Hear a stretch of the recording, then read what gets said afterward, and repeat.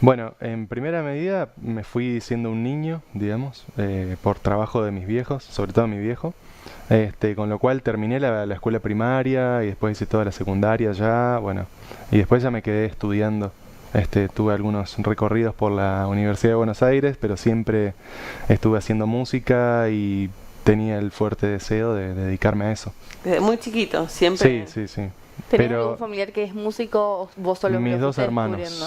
mis dos hermanos tocan el piano.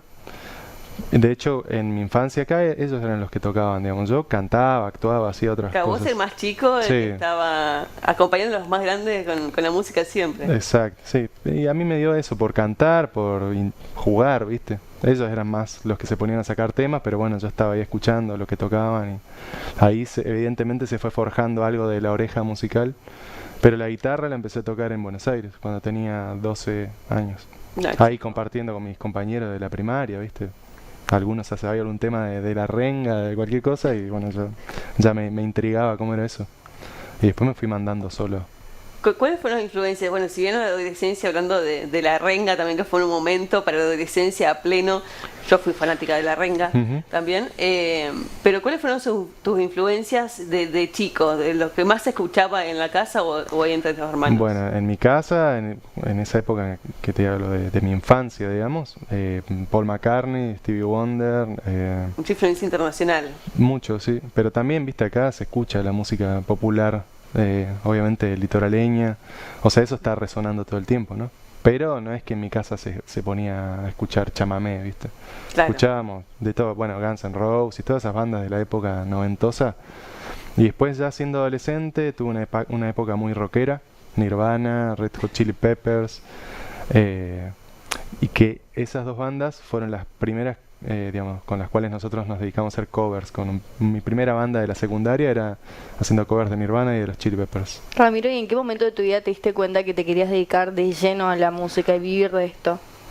Y en mi adolescencia tardía vendría a ser, porque ahí ya tuve la fortuna de ir a la escuela con un chico que también se dedicó a la música, que es uno de mis mejores amigos, y entonces siempre nos contagiamos mucho ese Claro, el entusiasmo. apoyo, el entusiasmo de poder seguir. Y así de escuchar esto otro, y pasábamos mil millones de noches tomando algo y escuchando miles de discos, ahí tipo con el mini componente, esa onda.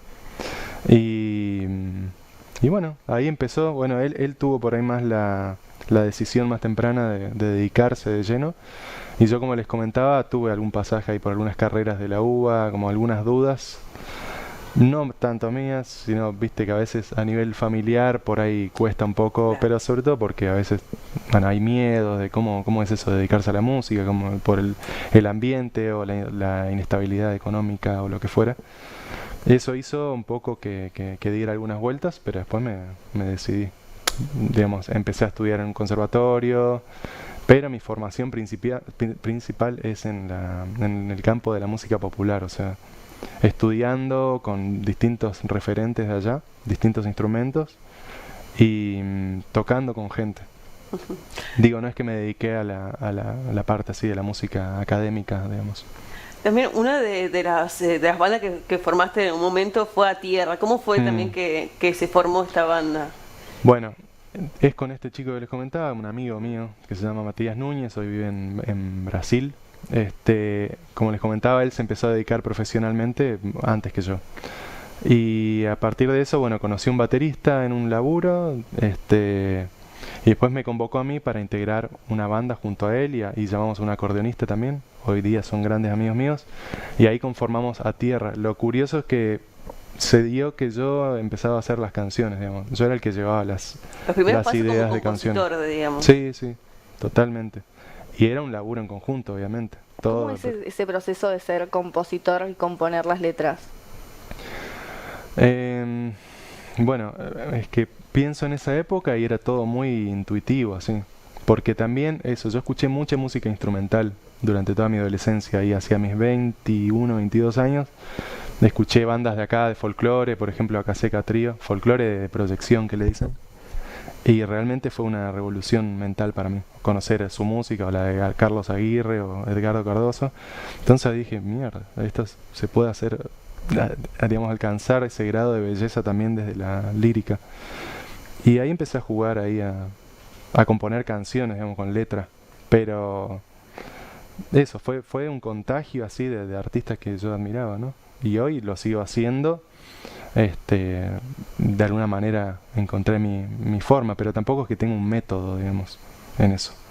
Digamos, a veces es una idea que surge de la guitarra y me propone alguna palabra que da pie a una Claro, estrofa o eso. ¿Sos más de primero el instrumento y después la letra? Sí, el 95% de las veces sí. Claro, Sí, porque sí. eso es muy relativo, depende de cada uno. Totalmente. Sí, sí, en mi caso es así, es la música y después la letra en general. Claro, primero el oído, Sí, muy sí, sí. presente. Totalmente. De hecho tengo muchos temas instrumentales nada más. Claro, bueno, justamente después de esto lanzaste tu primer disco solista, Universos, que Claro. tiene esto, que tener un poco más, se puede decir, la identidad Ujú. de Ramiro Cubilla. ¿Cómo Sí. fue ese gran paso? Y también les cuesta muchísimo de decir, bueno, apoyando con amigos, siempre desde el amigo del secundario, que el que está el aliento o una banda también para Ujú. allá adelante. ¿Cómo fue el primer paso como lanzarse como solista? Claro, bueno, es que en realidad alrededor de ese grupo A Tierra, que fue mi primera banda, compartimos un montón de otros proyectos paralelos donde conocimos un montón de músicos, entonces todo fue nutriendo a eso. Lo particular que sucedió fue que en A Tierra cantábamos este chico Matías y yo, y cuando él se fue a vivir a Brasil quedé yo al frente de la Del voz, grupo. ¿no? Cantando como leadman ahí, ponele. Y entonces, bueno, me vi en la responsabilidad de llevar adelante eso. Y bueno, estaba todo el entusiasmo de continuar con el proyecto, entonces, bueno, a partir de ahí empecé a componer ya pensando en cantar yo. Porque hasta ese entonces, digo, a veces componía y ya pensando en que cantara el otro chico, que cantaba en otro registro. Claro. Entonces, eso dio pie a animarme a componer para mi voz. Eh, y con eso también mutó un poco la impronta del grupo. Y eso fue medio el embrión ahí de lo que fue después el Ramiro Cubilla grupo, que de hecho algunos de los músicos se mantuvieron ahí. Nico, el baterista, bueno, después incorporamos, a diferencia de Terra que tenía acordeón, en mi grupo incorporamos piano, al Cato, un amigo entrerriano, capo, y Juane, que es un bajista tremendo también. Entonces agarró como un otro vuelo la banda, distinto, ¿no? Y después, bueno, en todo el proceso de la grabación del disco, en todo el armado de las maquetas en mi casa, me fui como jugando ahí, tentando de a ver cómo suena con este instrumento. Entonces, a partir de eso empecé a convocar a otros artistas a grabar, ¿no?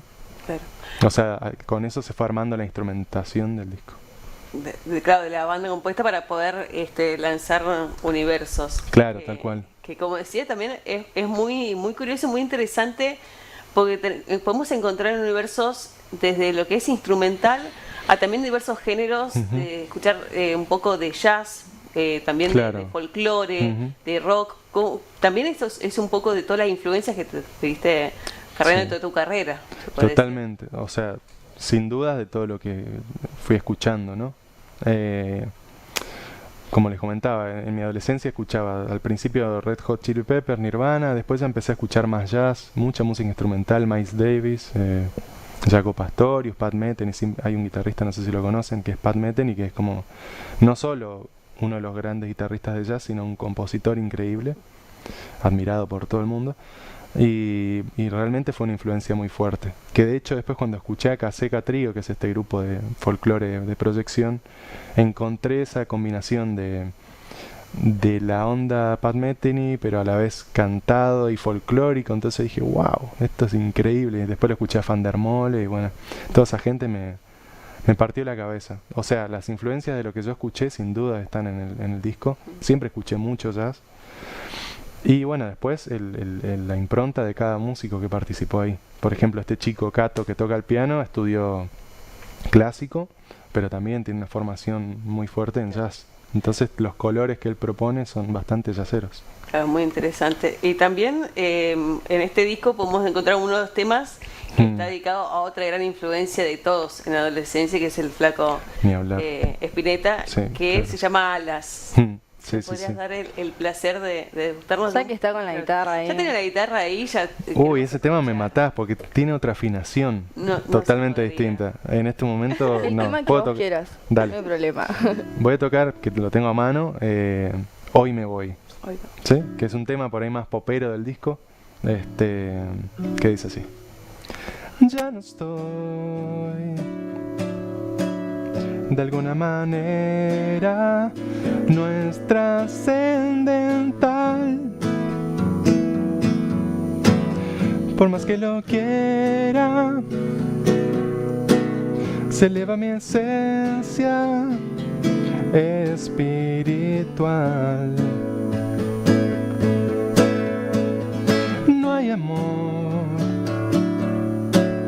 que tenga fronteras y eso es realidad. Por más que le tema,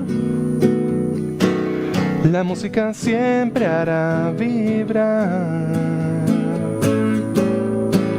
Oye corazón, cuando te abrirás, hoy suena mi voz en este lugar. Mañana tal vez sanará ya donde rompe el mar. Cantará el viento y tal vez sentirán llantos, melodías, nostalgia quizás. Hoy solo yo sé que el amor está y le iré a buscar. Va por ahí. Hermosa Hermosa. letra. Gracias. Me interesa muchísimo, bueno, que ahora de lo que fue esto se esté viendo muchísimos proyectos. Ajá. Ahora, Sí. preparando un poquito lo que va a ser el segundo disco, así que estamos todos muy atentos. Y por otro lado también lo que es las presentaciones. Ahora, ¿cuáles son los proyectos que se vienen de este año y con cuáles estás trabajando también? Estás trabajando con Daniel Massa también, Sí, otro sí, gran... tremendo músico también, que lo escucho desde que soy chico. En Y esas acompañándolo, juntadas. increíble. Sí, en el 2019 se dio que empecé a tocar la guitarra con él. En realidad habíamos compartido algunos proyectos allá en Buenos Aires, trabajando para otros, porque ellos, Massa y su pianista, producen música, discos de otros artistas. Y bueno, en ese momento me convocaron a participar de una presentación, así que ahí nos conocimos, pero donde se formalizó, digo, la relación fue viniendo a tocar acá con Chiche Barrio Nuevo, el pianista, gran pianista chaqueño. Y ahí se dio que Massa me comentó que estaba buscando un guitarrista para incorporar a su proyecto, que históricamente siempre tuvo piano. Claro. En general tocaba en trío, ¿no? Piano, bajo y batería. Y los últimos años había incorporado una flauta.